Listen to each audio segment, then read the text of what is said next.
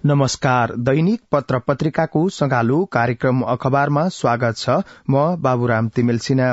आज मिति 2079 साल माघ 22 गते आइतबार, माघ शुक्ल पक्ष पूर्णिमा तिथि तदनुसार फेब्रुअरी 5 सन् 2023 नेपाल सम्वत 1143।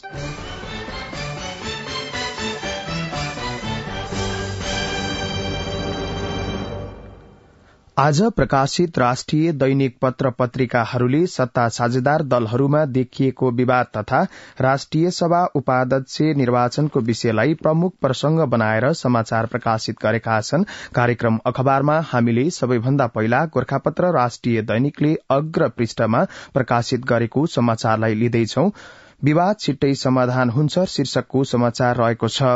नेपाल कम्युनिष्ट पार्टी माओवादी केन्द्रका अध्यक्ष एवं प्रधानमन्त्री पुष्पकमल दाहाल प्रचण्डले छिट्टै गृह मन्त्रालयका कारण उत्पन्न विवाद समाधान हुने बताउनु भएको छ।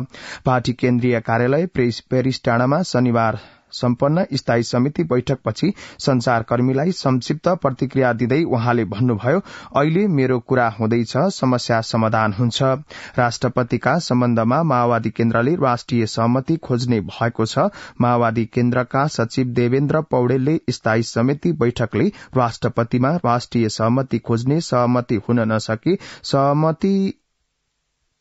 हुन नसके सहकार्यमा जाने बताउनु भएको छ। बैठकले उक्त निष्कर्ष सुनाउँदै उहाँले भन्नुभयो, राष्ट्रपतिमा सकेसम्म राष्ट्रिय सहमति र सहमति हुन नसके जोसँग सहमति हुन्छ उसैसँग सहकार्य हुन्छ। हामी गठबन्धनमा प्रतिबद्ध छौं। उहाँले माओवादी केन्द्रका अध्यक्ष प्रचण्डलाई प्रधानमन्त्रीका लागि सबै दलले विश्वासको मत दिएकाले सबैसँग छलफल गर्न माओवादी केन्द्र खुल्ला रहेको बताउनुभयो। विवाद समाधान छिट्टै हुन्छ शीर्षकमा आजको गोरखापत्र दैनिकले समाचार प्रकाशित गरेको छ।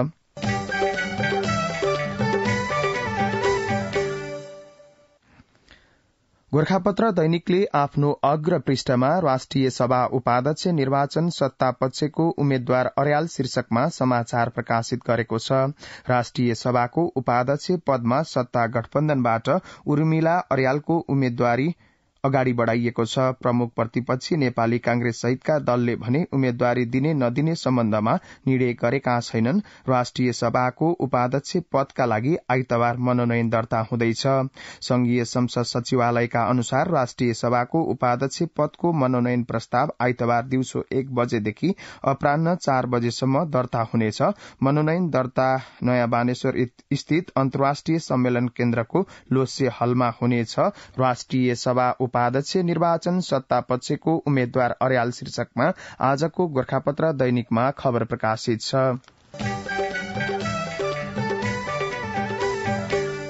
आजको नेपाल समाचार पत्रले राष्ट्रपतिमा राष्ट्रिय सहमतिकी प्रधानमन्त्री लम्ब्याउने चालबाजी शीर्षकमा समाचार प्रकाशित गरेको छ। अबको क्रममा हामी यसै समाचारलाई लिँदैछौं। 7 दलीय गठबन्धनको सहयोगमा सरकारको नेतृत्व गरिरहेको नेपाल कम्युनिष्ट पार्टी माओवादी केन्द्रले राष्ट्रपतिका लागि राष्ट्रिय सहमतिमा जोड़ दिने बताएको छ। इतिहासमै प्रमुख प्रतिपक्षी दलको समेत विश्वासको मत लिएर सरकारको नेतृत्व गरेको माओवादीले सकभर सबै दलहरूको सहमतिमै राष्ट्रपति बनाउन जोड़ गरेको हो। तर नेकपा एमाले भने यसलाई प्रधानमन्त्रीले गठबन्धनको सहमति बाहिर गएर 5 वर्ष नै प्रधानमन्त्री हुने चालबाजीका रूपमा लिएको छ। राष्ट्रपति एमालेकै हुने ठोक्वा गर्दै एमाले नेता विशाल भट्टराईले नेपाल समाचार पत्रसँग भन्नुभयो, राष्ट्रपति एमालेकै हुन्छ। प्रचण्डले 5 वर्ष प्रधानमन्त्रीको बार्गेनिङ गर्न यो तुरु फाल्नु भएको हो। गठबन्धनबाट हाम्रो राष्ट्रपति पक्का छ, तर उहाँले उम्मेद्वारका विषयमा निर्णय गरि नसकेको बताउनुभयो। शनिबार माओवादी पार्टी केन्द्रीय कार्यालय पेरिस डाँडामा बसेको पार्टीको स्थायी कमिटी बैठकमा राष्ट्रपतिका लागि राष्ट्रिय सहमति खोज्ने र राष्ट्रिय सहमति हुन नसके मिल्नेहरूसँग सहकार्य जाने विषयमा छलफल भएको नेताहरूले बताउनु भएको छ। राष्ट्रपतिमा राष्ट्रिय सहमतिकी प्रधानमन्त्री लम्ब्याउने चालबाजी शीर्षकमा आजको नेपाल समाचार पत्रमा खबर प्रकाशित छ।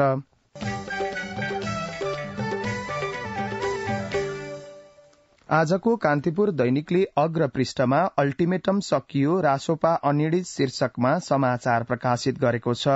गृह मन्त्रालय नपाए सरकार छाड्ने चेतावनी दिँदै आएको राष्ट्रिय स्वतन्त्र पार्टीको शनिबार राति अबेरसम्म बसेको बैठक पनि बिना निष्कर्ष टुंगिएको छ। प्रधानमन्त्री पुष्पकमल दाहालले गृह मन्त्रालय आफै राखेर अर्को राम्रो मन्त्रालय दिने प्रस्ताव गरेपछि रासोपाले आकस्मिक बैठक राखेको थियो, तर बैठकले सरकारमा बस्ने कि बाहिरिने भन्ने विषयमा निर्णय लिन सकेन। रासोपा सभापति रवि लामिछानेसँग शनिबार अपराह्न भएको छलफलमा प्रधानमन्त्री दाहालले माओवादीसँग भएको अर्को मन्त्रालय लिन आग्रह गर्नु भएको थियो। बालुवाटार स्रोतका अनुसार आफू मन्त्री नहुने भएपछि लामिछाने अर्को मन्त्रालय लिने बारे सकारात्मक देखिनु भएको छ। रासोपाले गृह मन्त्रालय नदिए सरकारबाट बाहिरिन शनिबारसम्मको अल्टिमेटम दिएको थियो। अल्टिमेटम सकियो रासोपा अनिर्णित शीर्षकमा आजको कान्तिपुर दैनिकले समाचार प्रकाशित गरेको छ।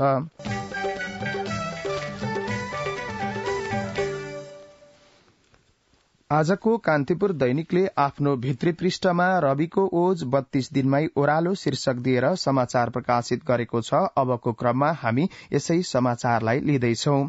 तत्कालीन उपप्रधान एवं गृहमन्त्री रवि लामिछानेले पुनः नागरिकता लिन कानून बमोजिम प्रक्रिया नपुर्याएको भन्दै सर्वोच्च अदालतले माघ 13 मा सांसद पद बाट मुक्त गर्यो।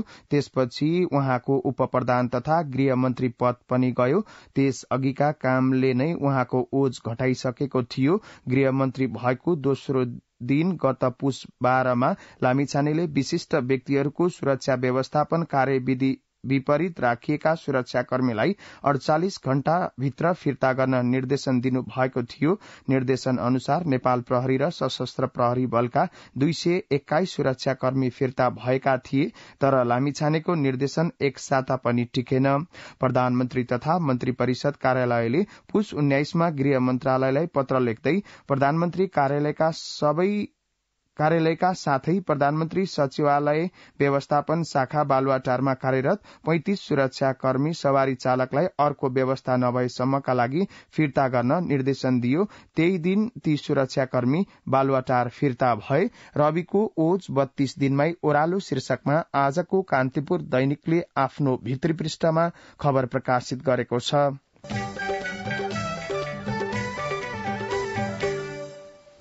आजको नागरिक दैनिकले आफ्नो अग्र पृष्ठमा नेकपा एकीकृत समाजवादीको केन्द्रीय समिति बैठकमा अध्यक्ष माधव कुमार नेपालले प्रस्तुत गर्नुभएको प्रतिवेदनको विषयलाई आधार बनाएर समाचार प्रकाशित गरेको छ। खिचडी सत्ता गठबन्धनबाट संघीयता र गणतन्त्र खतरामा शीर्षक रहेको छ। नेकपा एकीकृत समाजवादी नेकपा एसले प्रतिनिधि सभा र प्रदेश सभा सदस्य निर्वाचनपछि मुलुकमा स्थिरता कायम हुने अपेक्षा गरिए पनि झन अस्थिरता उत्पन्न भएको निष्कर्ष निकालेको छ। नेकपा एमाले सहितका दलहरूको समर्थनमा माओवादी केन्द्रको नेतृत्वमा बनेको वर्तमान सत्ता गठबन्धनलाई खिचडीको संज्ञा दिँदै नेकपा एसले यो गठबन्धनबाट संविधान र लोकतान्त्रिक गणतन्त्रको रक्षा हुन नसक्ने ठहर पनि गरेको छ। केन्द्रीय कमिटिको शनिबार बसेको बैठकमा अध्यक्ष माधव कुमार नेपालको 25 पृष्ठको प्रतिवेदनमा यो कुरा उल्लेख गरिएको छ। अहिलेको प्रतिनिधि सभा त्रिशंकु मात्र होइन, खिचडी प्रकृतिको समेत छ। यहाँ गणतन्त्रवादी र गणतन्त्र विरोधी, संघीयतावादी र संघीयता विरोधी, धर्मनिरपेक्षतावादी र धर्मपक्षतावादी, परिवर्तनकारी र पुनरुत्थानवादीहरूले गर्दा यो सरकार खिचडी जस्तो देखिएको छ। प्रतिवेदनमा यी शक्तिहरू बीचको द्वन्द्वले मुलुकलाई अस्थिरतातर्फ लैजान खोजिरहेको उल्लेख छ। खिचडी सत्ता गठबन्धनबाट संघीयता र गणतन्त्र खतरामा शीर्षक दिएर आजको नागरिक दैनिकले समाचार प्रकाशित गरेको छ।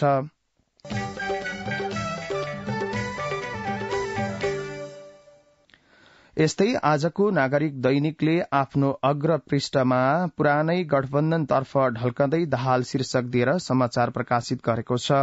एमालेसँगको सहकार्यमा नयाँ सरकारको नेतृत्व गरेको माओवादी केन्द्रले 1.5 महिना बित्दा नबित्दै प्रमुख प्रतिपक्षी नेपाली कांग्रेसतर्फ ढल्किन थालेको छ। पूर्व सहमति अनुसार कांग्रेस सरकारको नेतृत्व नेतृत्व दिन तयार नभएपछि माओवादी केन्द्रका अध्यक्ष पुष्पकमल दाहाल पुष 10 गते एमालेको समर्थनमा प्रधानमन्त्री नियुक्त हुनु भएको थियो। दाहाल नेतृत्वमा सरकार गठन भएको 1.5 महिना बीचमा सत्ता साझेदार दलहरूको एकपछि अर्को दबावका कारण माओवादी केन्द्रका नेता कांग्रेस सहितको पुरानो गठबन्धनलाई निरन्तरता दिने कसरतमा जुटेका छन्।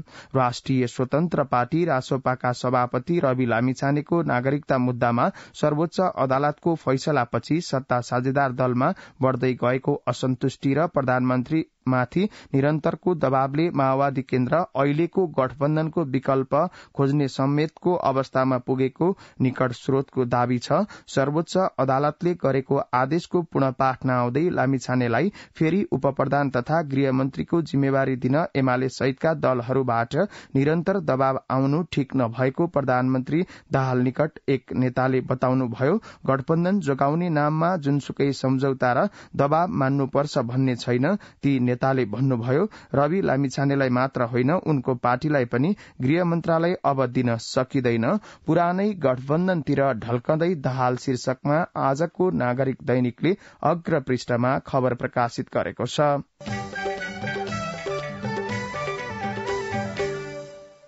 आजको नयाँ पत्रिका दैनिकले आफ्नो अग्र पृष्ठमा सिंहदरबारको नयाँ गृह योजना तयार, सबै मन्त्रालय र 1.5 दर्जन प्रमुख निकाय भित्रै राखिने शीर्षकमा समाचार प्रकाशित गरेको छ।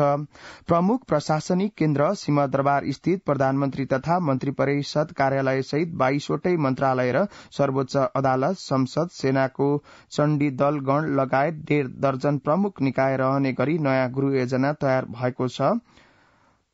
त्यसैगरी विभिन्न उपशीर्षकहरू रहेका छन्। सिंहदरबारभित्र के रहन्छन्? प्रधानमन्त्री कार्यालय सहित 22 मन्त्रालय, संसद, सर्वोच्च अदालत, सेनाको चण्डीगण, गृह मन्त्रालयको आपतकालीन परिचय पत्र एवं पंजीकरण विभाग, ग्यालरी बैठक, राष्ट्रिय अनुसन्धान विभाग, राष्ट्रिय अभिलेखालय, पुरातत्व विभाग, संयुक्त निगरानी केन्द्र र पार्किङ ब्लक, राष्ट्रिय योजना आयोग, integrated service centre, radio Nepal, Nepal television, KUKL, पानी, बोरिङ र प्रशोधन केन्द्र, महानगरीय प्रहरी सिंहदरबार बटालियन, राष्ट्रिय सुरक्षा परिषद, शिशु स्याहार केन्द्र, सार्वजनिक शौचालय र 3 अत्याधुनिक गेट। यी मन्त्रालयका नयाँ भवन बन्ने: वन मन्त्रालय, शहरी विकास मन्त्रालय, खेलकुद मन्त्रालय, गृह मन्त्रालयको थप एउटा भवन, परराष्ट्र मन्त्रालयको एक्सन भवन। सिंहदरबार क्षेत्रभित्र हाल संसद, सर्वोच्च अदालत र सैनिक गणको भवन बन्दैछन्। हट्न सक्छन् यी कार्यालय। हाल सिंहदरबारभित्र रहेका राष्ट्रिय सतर्कता केन्द्र, मुद्रण विभाग, राष्ट्रिय प्राकृतिक स्रोत तथा वित्त आयोग, प्रशासनिक अदालत, निजामती कर्मचारीको आधिकारिक ट्रेड युनियनको कार्यालय हट्न सक्नेछन्। सिंहदरबारबाट अस्थायी प्रकृतिका क्यान्टिन तथा अन्य टहरा पनि हटाउने योजना छ। सिंहदरबारको नयाँ गृह योजना तयार, सबै मन्त्रालय र 1.5 दर्जन प्रमुख निकाय भित्रै राखिने शीर्षकमा आजको नयाँ पत्रिका दैनिकले समाचार प्रकाशित गरेको छ।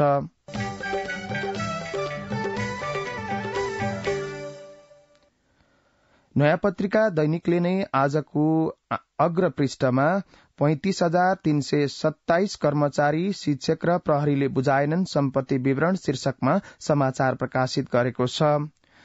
सार्वजनिक पद धारणा गरेका पदाधिकारी र कर्मचारीले हरेक आर्थिक वर्ष समाप्त भएको 60 दिनभित्र अघिल्लो आवकको सम्पत्ति विवरण बुझाउनुपर्छ।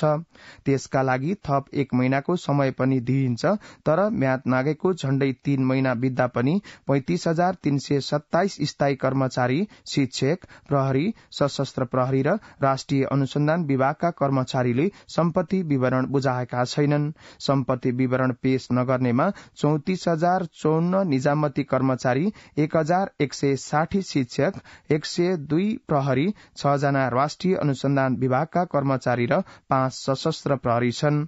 84,345 शिक्षक, 75,550 निजामती कर्मचारी, 75,869 नेपाल प्रहरी, 33,677 प्रहरी र 1,984 राष्ट्रिय अनुसन्धान विभागका कर्मचारीले भने सम्पत्ति विवरण बुझाएको राष्ट्रिय किताबखाना, निजामती प्रहरी र शिक्षक मार्फत राष्ट्रिय सतर्कता केन्द्रमा पुगेको छ। 327 कर्मचारी, शिक्षक र प्रहरीले बुझाएनन् सम्पत्ति विवरण शीर्षकको समाचार हो यो।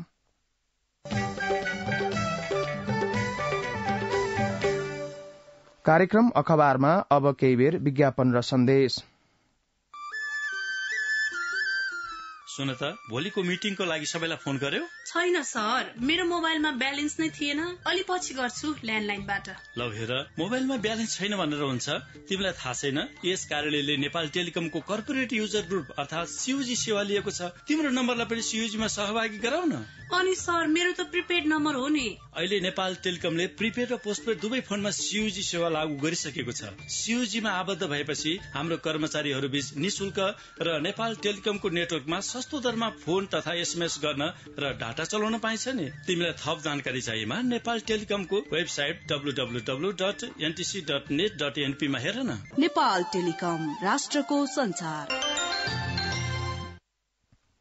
अब पत्र-पत्रिकामा भएका बाँकी प्रसंग। 7 वर्षीय छोरीको घाँटी रेटी हत्यापछि बाबुद्वारा आत्महत्या शीर्षकमा आजको राजधानी दैनिकले खबर प्रकाशित गरेको छ। आर्थिक अभावका कारण राजधानीको पुरानो बानेश्वरमा बाबुले आफ्नै छोरीको छुरा प्रहार गरी हत्या गरेका छन्। रामेछाप खाडादेवी स्थायी घर भई पुरानो बानेश्वरमा भाडामा बस्दै आएका 42 वर्षीय किशोर भण्डारीले 7 वर्षीय छोरीको घाँटी रेटी हत्या पछि आफू समेत आत्मदाह गरेका हुन्। पेशाले फार्मेसी व्यवसायी भण्डारीले छोरीको हत्यापछि आत्महत्या गरेको जिल्ला प्रहरी परिसर काठमाडौँका एसपी दानबहादुर कार्कीले जानकारी दिनुभयो। उहाँका अनुसार छोरीको घाँटी रेटेर हत्यापछि भण्डारी पासो लगाएर आत्महत्या गरेको पाइएको छ। प्रहरीको प्रारम्भिक अनुसन्धानबाट घटनामा कमजोर आर्थिक अवस्थाको कारण देखिएको छ। 7 वर्षीय छोरीको घाँटी रेटी हत्यापछि बाबुद्वारा आत्महत्या शीर्षकमा आजको राजधानी दैनिकले प्रकाशित गरेको खबर हो यो।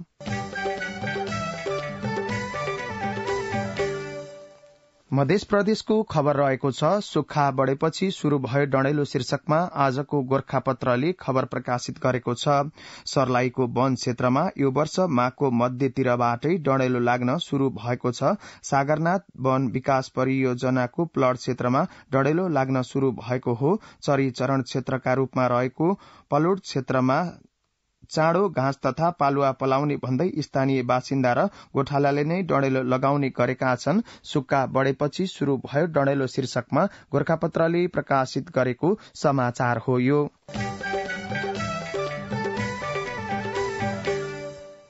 कार्यक्रम अखबारमा अबको क्रममा विभिन्न पत्र-पत्रिकाले प्रकाशित गरेको सम्पादकीयलाई छोटकरीमा लिँदैछौ। आजको गोर्खापत्र दैनिकले सुरक्षित श्रम गन्तव्य शीर्षकमा सम्पादकीय प्रकाशित गरेको छ। दक्षिण पूर्वी एसियामा संघीय व्यवस्था अवलम्बन गर्ने एकमात्र मुलुक मलेसिया आर्थिक तवरले समृद्ध मुलुक मानिन्छ। बेलायती शासकबाट मुक्ति पाएपछि 50 वर्षमा वार्षिक कुल ग्रास्त उत्पादन 6.5% वृद्धि भएको मलेसियाका आर्थिक तथ्याङ्कले बताउँछन्। दक्षिण पूर्वी एसियामा यो मुलुक नयाँ औद्योगिक बजार अर्थतन्त्र भएको तेस्रो ठूलो तथा विश्वमा 36औं ठूलो मुलुक मानिन्छ। सन् 1957 मा बेलायती आधिपत्यबाट स्वतन्त्र प्राप्त गर्नु अघि पोर्चुगल, नेदरल्याण्ड जस्ता युरोपेली मुलुकबाट शासित यो मुलुकले निकै ठूलो संघर्ष गरेर स्वतन्त्रता प्राप्त गरेको यहाँ उल्लेखनीय छ। स्वतन्त्रतासँगै अन्य कुराहरूको पनि विकास भएको छ। छोटो समयमा आर्थिक विकासमा तीव्रता हासिल गरेको मलेसियाको यथार्थ विश्वसामु स्पष्ट छ। तर नेपालको श्रम गन्तव्य भने विभिन्न हिसाबले जोखिमपूर्ण बन्दै गएका छन्। यस विषयमा सरकार संवेदनशील हुन सकेको छैन। औद्योगिक उत्पादन तथा आर्थिक समृद्धिसँगै अगाडि बढ़िरहेको मलेसिया नेपालीका निम्ति विगत केही वर्षदेखि अन्तर्राष्ट्रिय रोजगारीका निम्ति निकट गन्तव्यका रूपमा पनि देखा परिरहेको छ। दैनिक सयौं नेपाली युवा श्रमिक हवाई मार्गबाट मलेसिया प्रस्थान गरिरहेका हुन्छन्। सुरक्षित श्रम गन्तव्य शीर्षकमा गोर्खापत्रले सम्पादकीय प्रकाशित गरेको छ।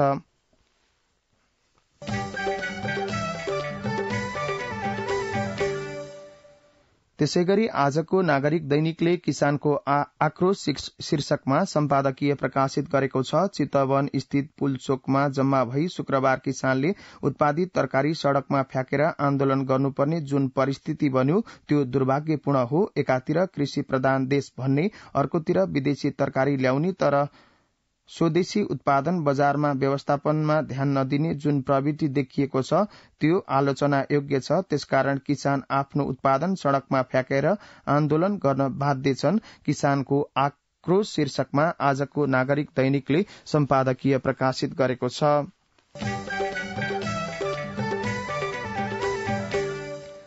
त्यस्तै आजको कारोबार दैनिकले गर्व गर्न नालायक गौरवका आयोजना शीर्षकमा सम्पादकीय प्रकाशित गरेको छ।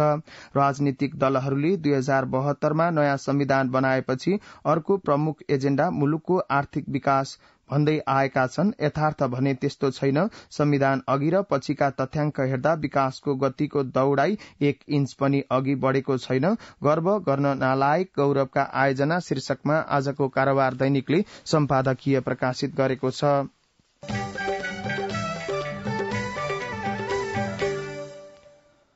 त्यस्तै आजको राजधानी दैनिकले कुशासनको असर शीर्षकमा सम्पादकीय प्रकाशित गरेको छ। अन्नपूर्ण पोस्ट दैनिकले क्यान्सर जोगिन र जित्न सकिन्छ शीर्षकमा सम्पादकीय प्रकाशित गर्दा आजको नेपाल समाचार पत्रले स्वस्थानी पूर्णिमा शीर्षकमा सम्पादकीय प्रकाशित गरेको छ।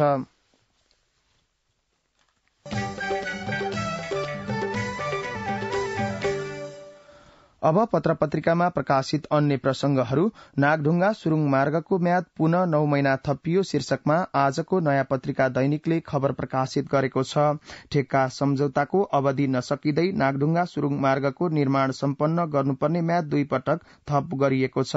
ठेक्का सम्झौता अनुसार नागढुङ्गा सुरुङ मार्गको निर्माण अप्रिल 2023 भित्र सम्पन्न गर्नुपर्ने थियो, तर त्यो अवधि नसकिँदै 2 पटक म्याद थपेर अप्रिल 2024 सम्म पुर्याइएको छ। नागढुङ्गा सुरुङ मार्गको म्याद पुनः 9 महिना थपियो शीर्षकमा आजको नयाँ पत्रिका दैनिकले खबर प्रकाशित गरेको छ।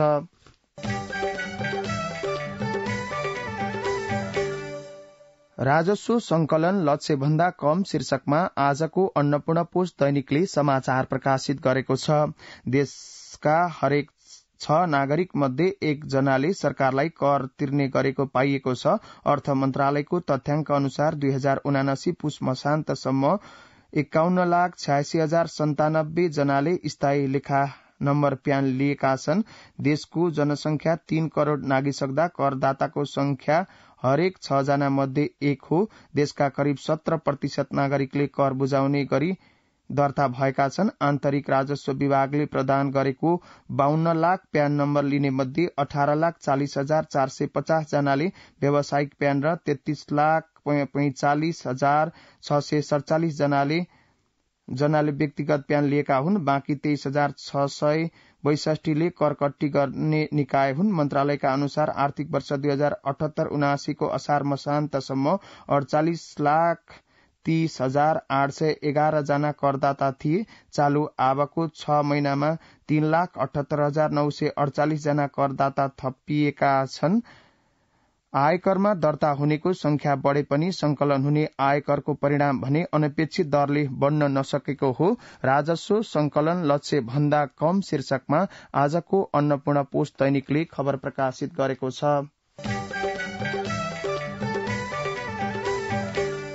पत्र-पत्रिकामा प्रकाशित यिनै प्रसंगहरूसँगै कार्यक्रम अखबारको निर्धारित समय सकिएको छ। प्रविधिमा साथ दिनुहुने शंकर भण्डारीलाई धन्यवाद। यसपछि कार्यक्रम अन्तर्संवाद सुन्न सक्नुहुनेछ। हवस् त, नमस्कार।